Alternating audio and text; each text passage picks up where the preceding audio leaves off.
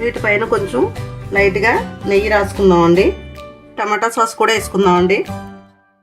మనం ఇప్పుడు తయారు చేసుకున్న వెజ్ క్రీమ్ వీటిపైన రాసుకుందాం. ఇప్పుడు దీన్ని మనం ఫ్రై చేసుకుందాం. స్టవ్ అంటించుకుని ప్యాన్ పెట్టుకుని దీనిపైన మనం కొంచెం నెయ్యి వేసుకుందామండి. నమస్తే అండి, రేవతి వంటలకు స్వాగతం.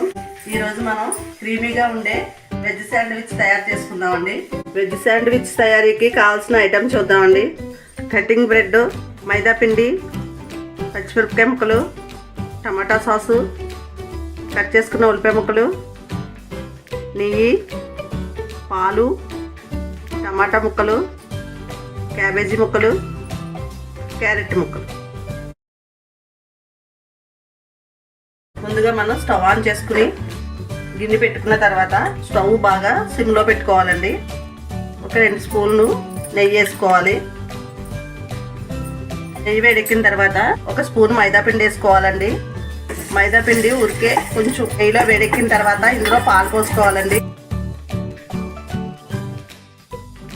ఇలాగా కొంచెం చిక్కబడిన తర్వాత ఇందులో కొంచెం ఉల్లిపాయ ముక్కలు, క్యారెట్ ముక్కలు, అలాగే క్యాబేజీ ముక్కలు, కొద్దిగా పచ్చిమిరపకాయలు, కట్ చేసుకున్న టమాటాలు కూడా వేసుకోవాలండి.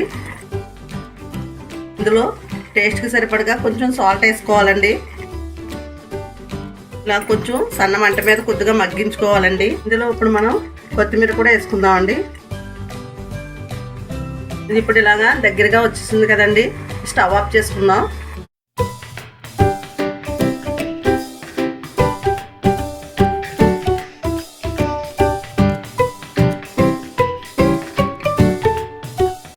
ఎంతో టేస్టీగా ఉండే క్రీమ్ తోటి వెజ్ శాండ్విచ్ రెడీ అయిపోయిందండి.